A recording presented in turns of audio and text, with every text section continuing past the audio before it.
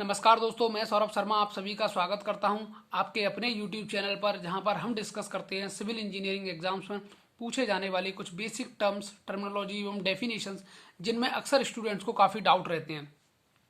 आज हम डिस्कस करने वाले हैं seepage, permeability, infiltration and percolation. इन चारों में क्या बेसिक डिफरेंस है। सबसे पहले बात करें परमेबिलिटी की, तो परमेबिलिटी हम जानते हैं कि ये सॉइल की कैपेबिलिटी या एबिलिटी होती है या सॉइल की प्रॉपर्टी होती है जो कि किसी फ्लूइड को उस सॉइल के कनेक्टेड वॉइड से फ्लो होना के लिए अलाउ करती है। वहीं बात करें सीपेज की, तो सीपेज एक फ्लो प्रोसेस है, एक फ्लो फिनोमिना है। यही सीपेज यानी कि सीपेज जो होता है वो परमेबिलिटी की वजह से होता है, ना कि परमेबिलिटी सीपेज की वजह से। देखते कैसे, जैसे आप एक अर्दन डैम का एग्जांपल लो। अर्दन डैम के अपस्ट्रीम साइड में वाटर है, डाउनस्ट्रीम साइड में वाटर नहीं है, तो वाटर का जो फ्लो होगा वो सॉइल के कनेक्टेड वॉइड्स के थ्रू यानी अर्दन डैम के थ्रू अपस्ट्रीम साइड से डाउनस्ट्रीम साइड होना चाहिए। ठीक है, लेकिन ये फ्लो जब भी होगा जब सॉइल परमेबल है।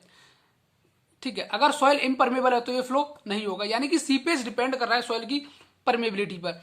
लेकिन अगर आप बात करें कि अर्दन डैम है, उसके दोनों साइड में ना तो अपस्ट्रीम साइड में ना ही डाउन स्ट्रीम साइड में, किधर भी वाटर नहीं है, ठीक है, तो फिर भी सॉइल की परमेबिलिटी उसमें एग्जिस्ट करती है क्योंकि उसमें कनेक्टेड वॉइड्स हैं। लेकिन वाटर नहीं होने की वजह से सीपेज नहीं होगा। कहने का मतलब यह है कि परमेबिलिटी सीपेज पर डिपेंड नहीं करेगी, लेकिन सीपेज परमेबिलिटी पर डिपेंड करता है। ठीक है, थर्ड जो टर्म है वो है इनफिल्ट्रेशन। इनफिल्ट्रेशन बेसिकली सॉइल की जो अपर लेयर्स होती हैं अप टू फ्यू मीटर्स, उन अपर लेयर्स के द्वारा जो वाटर होता है उस वाटर के एब्जॉर्प्शन को हम इन्फिल्ट्रेशन कहते हैं। एक सीपेज एंड इन्फिल्ट्रेशन में डिफरेंस समझने के लिए हम सैचुरेशन को समझते हैं एक बार।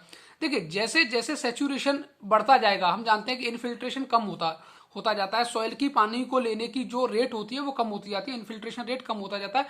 हॉटन्स इक्वेशन से भी हम यही पढ़ते हैं।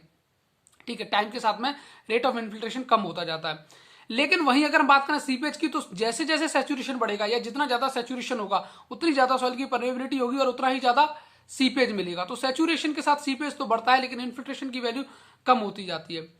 बात करेंगे परकोलेशन की, तो जब infiltrated water ground water table को मीट कर लेता है तो इसको हम कहते हैं परकोलेशन। या आप परकोलेशन को ऐसे भी समझ सकते हैं, जैसे किसी फील्ड में आपने देखा होगा एक किसान, एक फार्मर जब पानी देता है तो फील्ड में कहीं एक जगह या दो जगह एक कुछ ऐसे फिसर्स या क्रैक होती है जो बहुत ज्यादा डीप होते हैं, वहां से डायरेक्टली बहुत हाई डिस्चार्ज के साथ में वाटर ग्राउंड के अंदर पेनिट्रेट करता है। ये वाटर ग्राउंड वाटर टेबल को जाकर मीट कर लेता है। इस प्रोसेस को इसको हम कहते हैं परकोलेशन, जब वाटर ग्राउंड वाटर टेबल को मीट कर लेता है। तो आई होप आप सभी को permeability, seepage, infiltration and percolation में डिफरेंस समझ में आ गया होगा। आगे फर्दर वीडियोस में हम ऐसे ही जो टॉपिक्स या डेफिनेशन है जिनमें कंफ्यूजन होता है वो लेकर आएंगे। तो तब तक के लिए thank you, take care, bye bye.